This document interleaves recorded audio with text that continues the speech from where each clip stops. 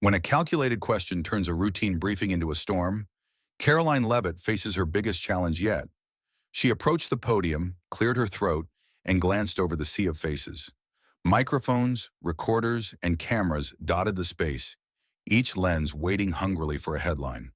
Bright overhead lights cast everything into sharp relief, from the smallest shift in her expression to the subtle flicker of annoyance that crossed the features of those who disliked her. "Good afternoon," she began, voice resonant. "We have several updates to address before we open the floor to questions." A shuffle echoed in the back row.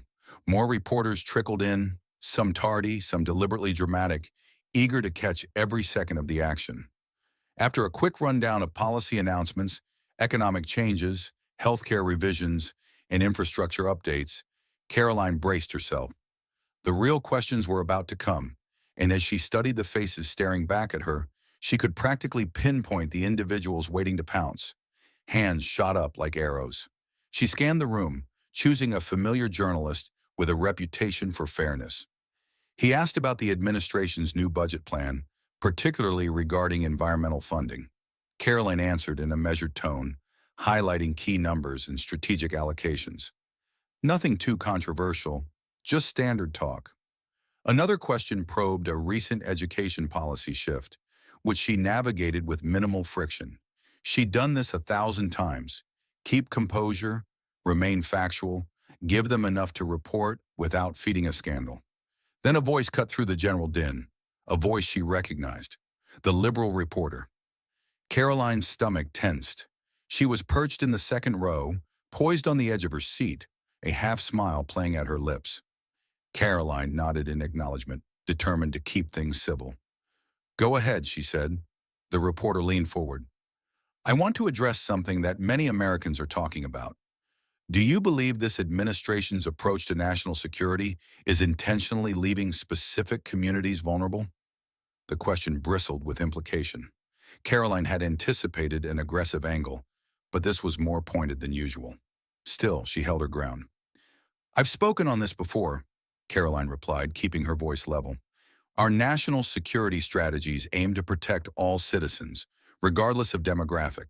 These measures are based on intelligence, risk assessments, and the council of experts. The policies aren't singling out or neglecting any one group." The reporter's eyebrow arched. "That's what you said last time, but the data—" Caroline held up a hand, politely but firmly. "I understand your concern. However, our focus today is on domestic policy updates.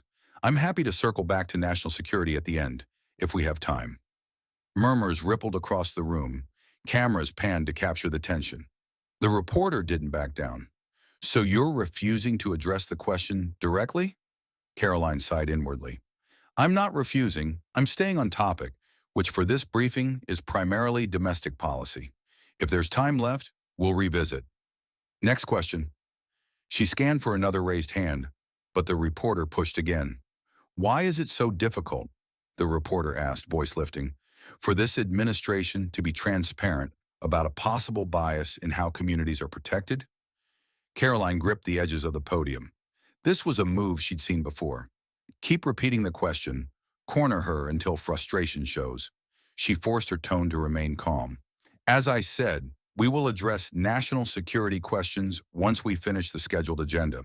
But if you want a short answer, no, there is no intentional vulnerability being forced upon any community.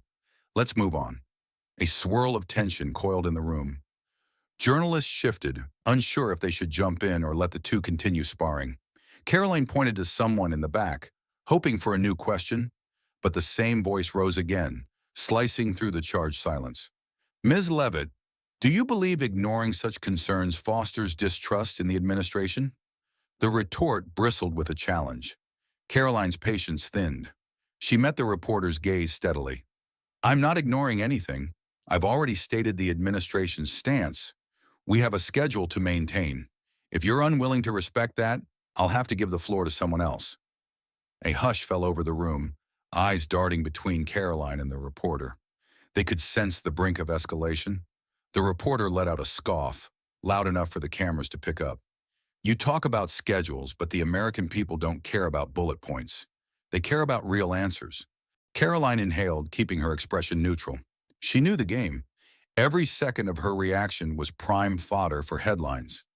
The American people deserve substance over spectacle, she said. We are committed to transparency, but that doesn't mean letting the briefing get derailed by one person's grandstanding. Next question. The reporter glanced around, eyes bright with triumphant energy. This was exactly the confrontation she'd hoped for. She refused to lower her hand, even as Karoline tried to call on another journalist. A man in the far corner stood to pose a question about healthcare funding, but the reporter's voice overrode his. Aren't you contradicting yourself, Ms. Leavitt? You say you're committed to transparency, yet you dodge legitimate concerns. That's the very definition of a double standard. Karoline gave a tight smile, though inside she felt her composure teetering. What's contradictory is repeating the same question when you've already received an answer.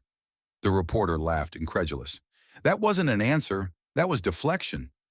Let's be honest, the public wants to know if vulnerable communities are being left behind, and you can't even give a straight yes or no. A ripple of discomfort passed through the press corps. Even those who supported tougher questions seemed uneasy at the escalating hostility.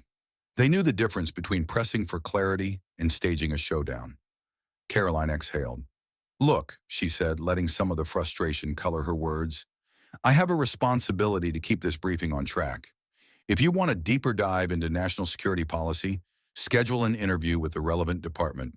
For now, let's keep this briefing focused on domestic policy updates. The reporter leaned back, crossing her arms. That's convenient. Shove me off to another agency to avoid admitting the administration's flaws right here, right now. Karoline felt the tension spike.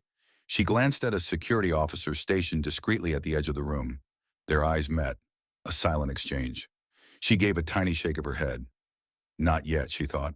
Give it one more chance. She looked around at the other reporters. I appreciate everyone's patience.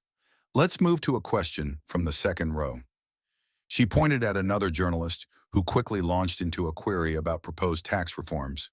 Karoline latched onto the new topic, explaining the administration's plan to simplify procedures for small businesses.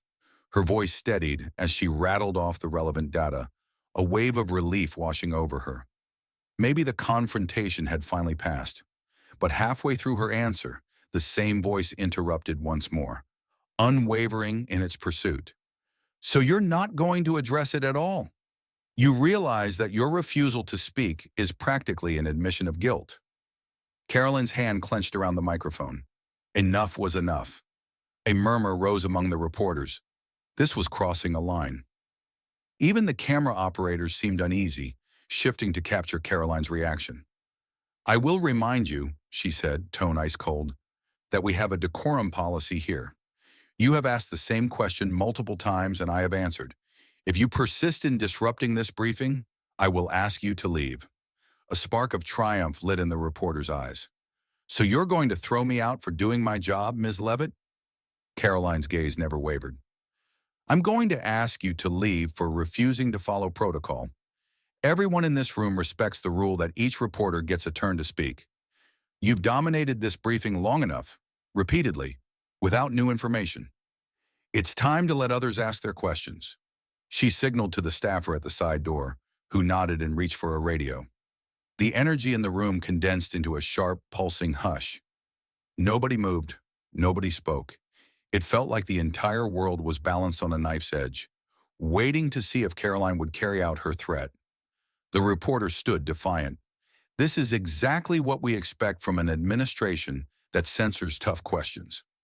I'll leave on my own, but don't think this is the end of it. Feel free to contact our press office for a separate interview, Karoline replied, shoulders stiff, voice steady. But the briefing needs to continue. The reporter glared, then gathered her notepad and bag, stepping away from her chair. She paused for a second, scanning the room. Every lens was fixed on her. Then with an air of self-satisfaction, she stormed toward the exit, letting the door slam behind her. A sharp click punctuated the end of her presence in the room. A collective exhale rippled through the remaining journalists, some visibly relieved, others on edge about what would unfold next. But Karoline, ever the professional, regrouped. She gave a final glance at the closed door, then turned to the rest. We'll proceed. Who has the next question? A moment of stunned silence. then a flurry of hands. She continued, fielding queries about everything from infrastructure spending to a rumored shift in education funding. She kept her answers concise, unwavering in her determination to show that one disruptive individual wouldn't derail her entire briefing.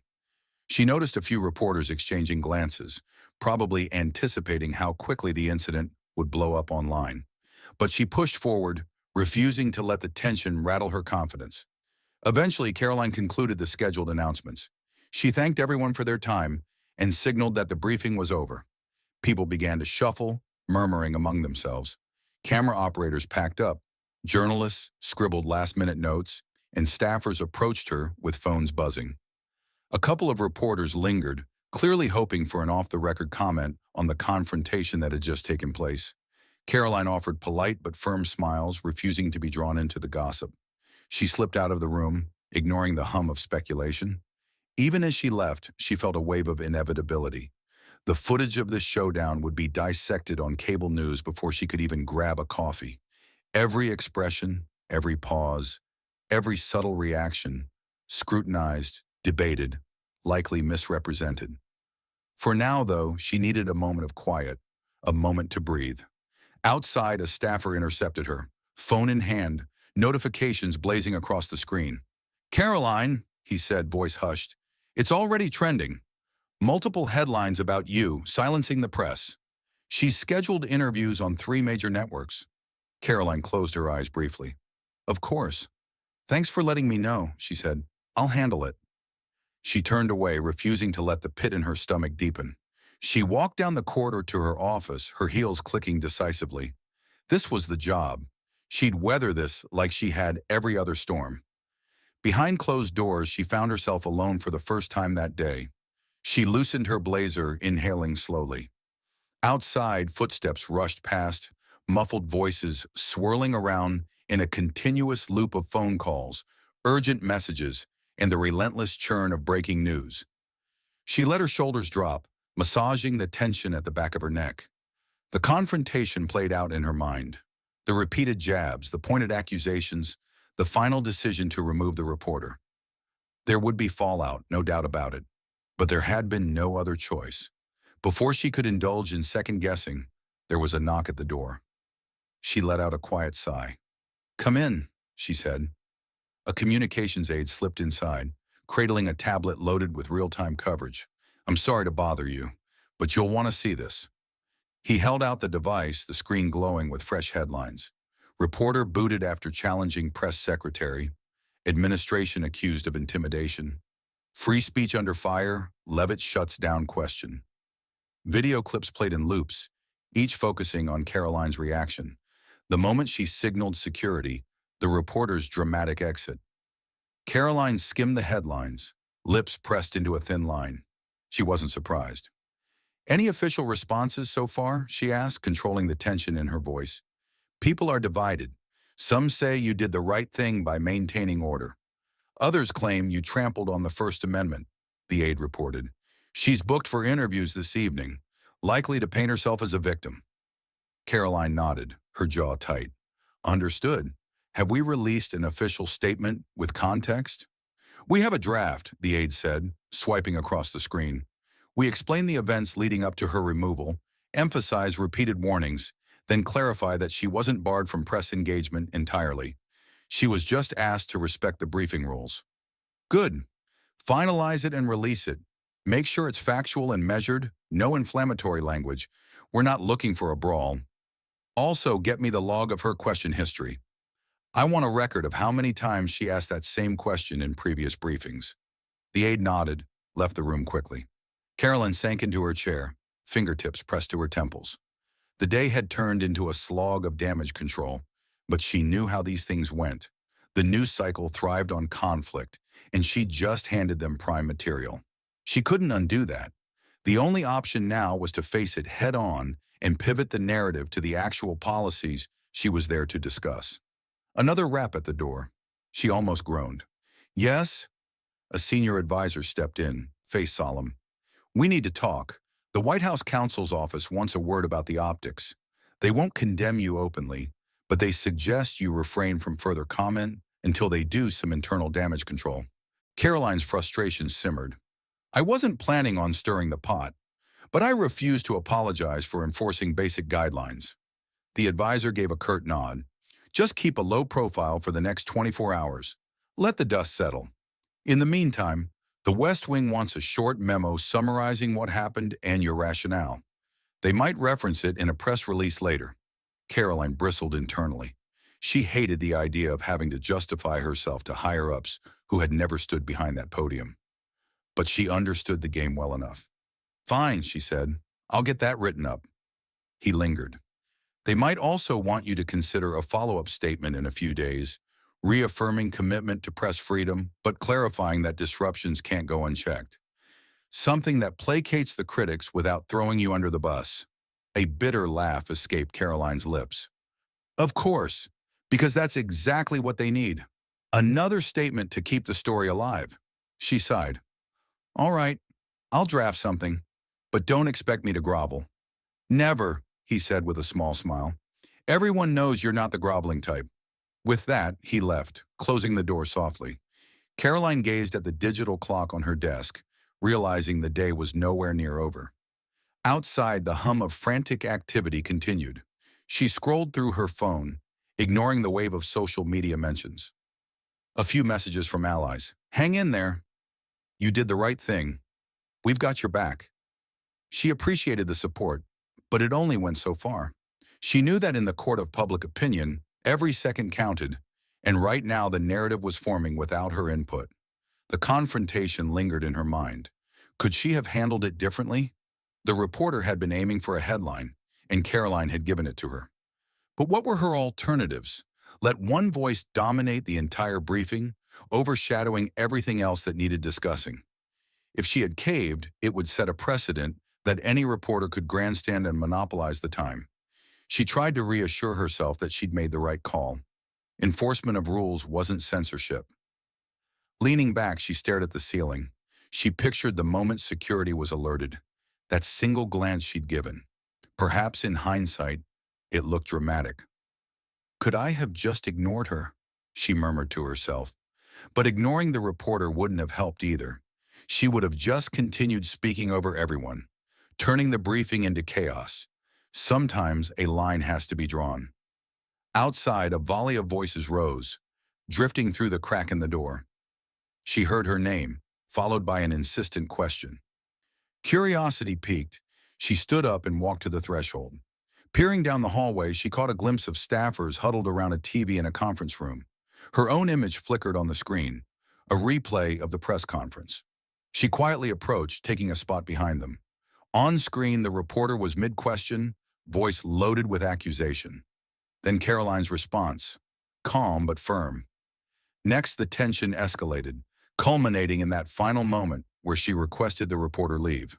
Someone had posted the clip to social media with a fiery caption, "Watch how the administration deals with tough questions." The staffers exchanged anxious looks. She basically repeated the same question 4 times, one staffer whispered. Doesn't matter, muttered another. People on Twitter are calling her a hero, saying she was silenced because the administration is hiding something. Caroline folded her arms, watching herself stand at the podium, the set of her jaw tight with annoyance. This was the moment that would define her in the public eye for days, maybe weeks.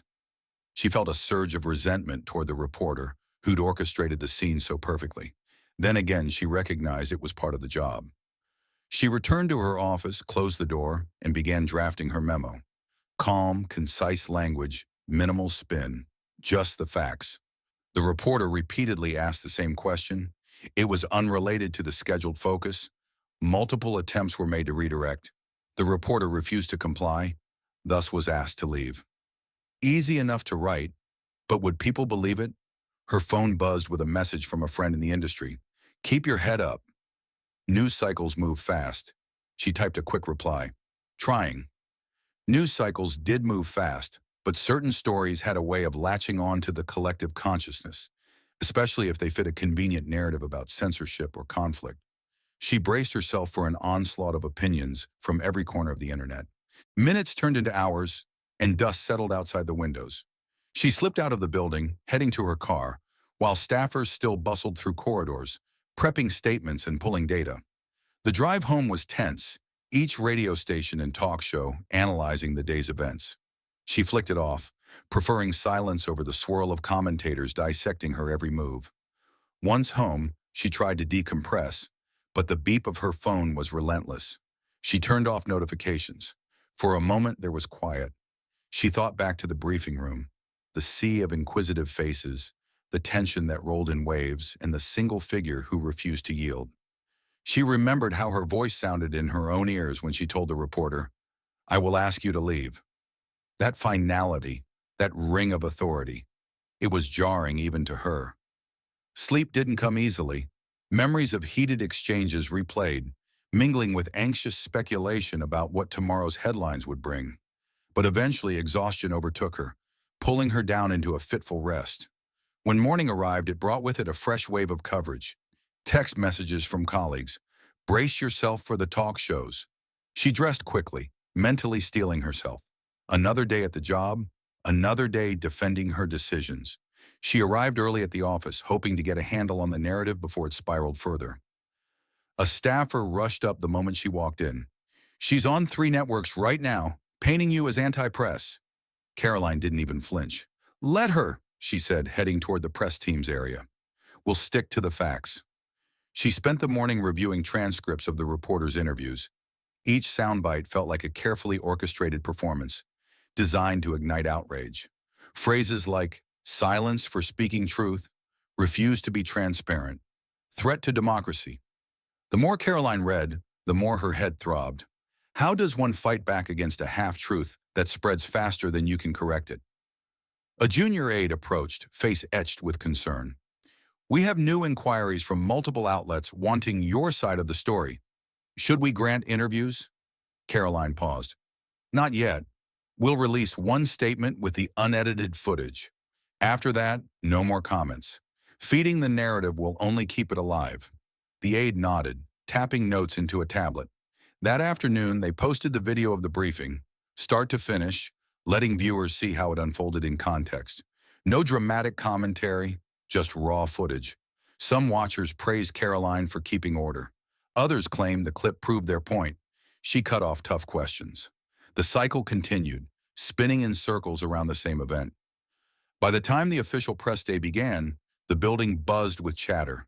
Staff scurried between offices, comparing coverage and strategizing next steps.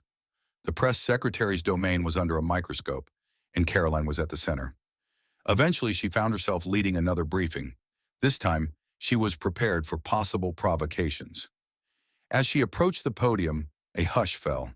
Phones and cameras aimed at her, but the first few questions were routine, surprisingly civil. Had the storm passed? Maybe the fiasco had burnt itself out faster than she anticipated. Then came the voice she dreaded. Another reporter, different name, but same pointed style.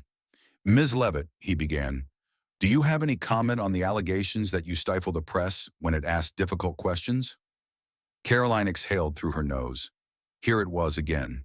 Cameras zoomed in, capturing the subtle shift in her posture.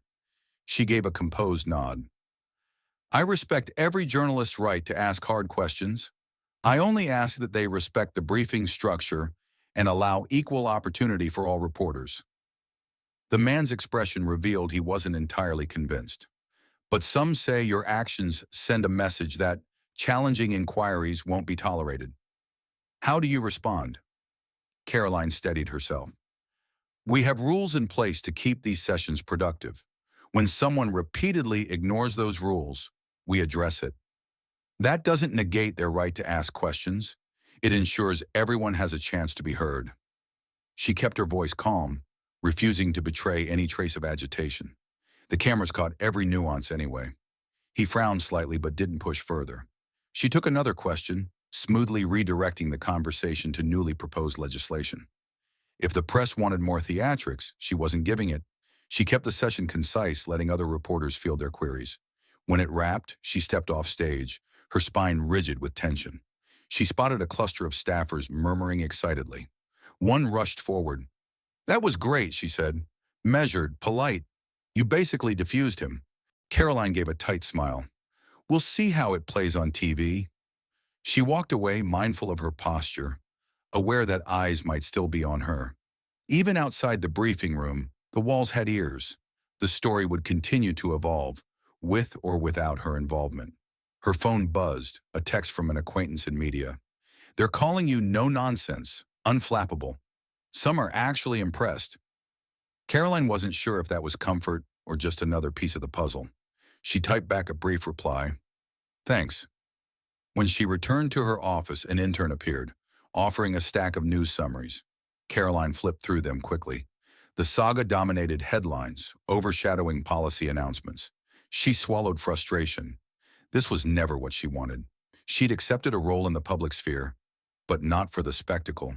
For the millionth time, she wondered if the job was worth the toll on her peace. But that was the price of the spotlight. An urgent knock on the door. She looked up. Yes? One of the communications directors poked his head in. Caroline, we have the reporter you ejected on the line. She's requesting a live on-camera follow-up with you. Says she's open to burying the hatchet if you'll clarify your position. Caroline stared at him, disbelief flickering across her face. She pictured the smirk, the self-righteous posture, the repeated interruptions. A follow-up? She repeated. She wants a chance to spin the narrative her way. He shrugged. It's your call. She's not exactly being friendly, but she's acting as though she wants to extend an olive branch. Caroline gave a humorless laugh. We both know that olive branch is a camera set on me, with her twisting everything I say. No, thank you. She tapped her desk. Politely decline and direct her to schedule a standard press interview with the relevant department. We're not going to feed her storyline. He nodded. Understood. Alone again, Caroline glanced at the clock. Another briefing loomed. She had just enough time to collect herself. She reminded herself that no matter how sensational the coverage became, the real work had to continue. Budgets needed crafting, legislation needed explaining. The administration had messages that couldn't be buried under the theatrics. She stood, smoothed her jacket, and prepared to re-enter the spotlight. Nothing left to do but face the cameras. She left her office, shoulders squared, ignoring the flutter in her stomach. This was the life she'd chosen, bridging the gap between policy and public, battered by every wave of controversy. Stepping back into the press room, she saw a smaller crowd this time. Some reporters had likely moved on to other stories. She approached the podium, eyed a cluster of cameras, and offered a practiced smile. Good afternoon, she said. Let's get started. Questions came. Topics varied. She gave measured answers, referencing data and official statements. A mild tension hovered, the memory of yesterday's commotion still fresh. But no one seemed eager to replicate that drama so soon. Midway through, a journalist raised her hand. Ms. Leavitt, a quick question regarding your decision to remove a reporter from the last briefing. Do you stand by it? Caroline's heart thudded. She nodded curtly. I do. We have procedures to ensure fairness and respect. Repeated interruptions undermine that purpose. The journalist wrote something in her notebook. And if she asks to return? Caroline answered without flinching. This administration has never barred any credentialed journalist. She's free to attend any future briefing, provided she follows the guidelines like everyone else. Satisfied, the journalist moved on.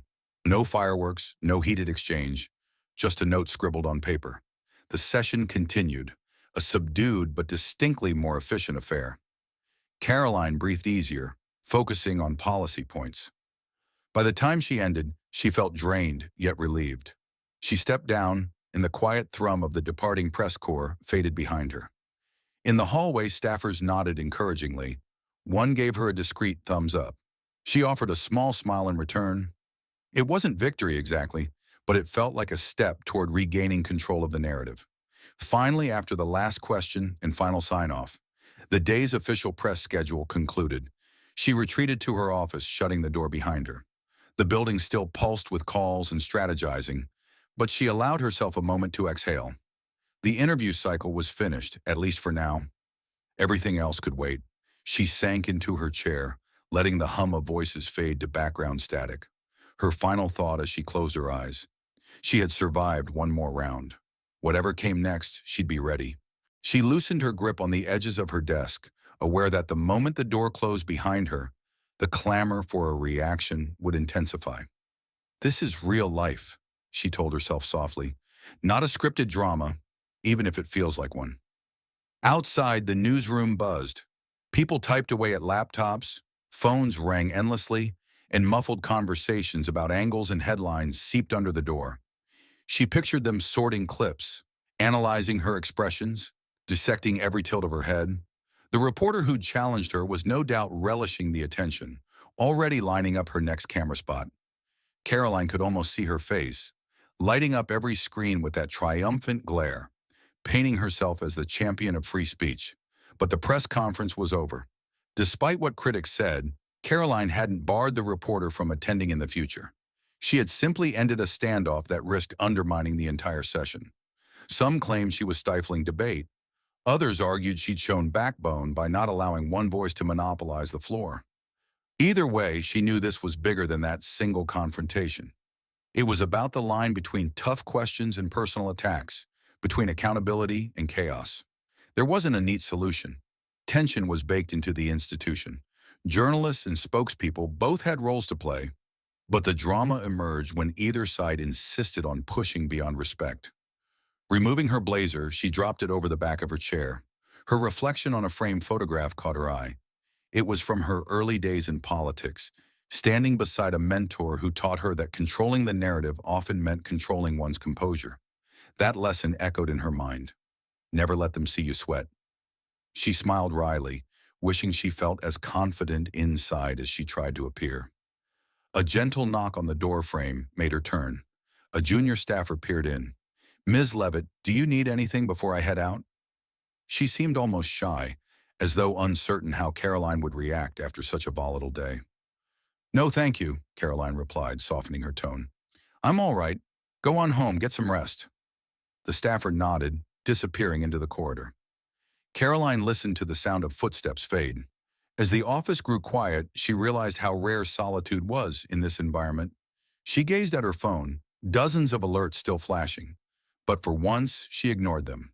The interview cycle had ended exactly when she dismissed the last question and stepped away from the podium. There was nothing more to say tonight. She stood, feeling the weight of the day slump off her shoulders, and decided to pack up. Tomorrow would bring fresh headlines and new skirmishes. But for now, in this sliver of time, everything was still. She walked to the door, flipping off the overhead light. The office descended into a comforting half-darkness. Outside, the hallway glowed under dim emergency lighting, a corridor of quiet leading her away from the tension. She closed the door gently, aware that, for all the noise and controversy, the stage lights had dimmed. The press would move on eventually. She'd deliver the next briefing, handle the next wave of questions, and keep doing her job, because that's what she was here for. And as far as she was concerned, that was where this day's story ended.